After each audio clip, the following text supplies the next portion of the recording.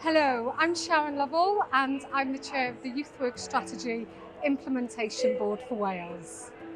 So we're closing off Youth Work Week and I've been so inspired to hear of all the ways that youth work makes such an incredible difference each and every day to the lives of young people in Wales.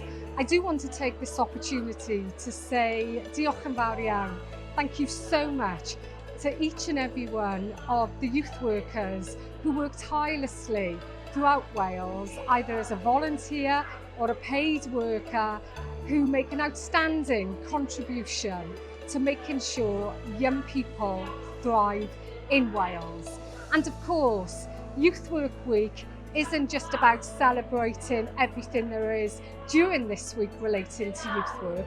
It's about making sure that we recognise and celebrate the contribution that youth work makes in our communities each and every day.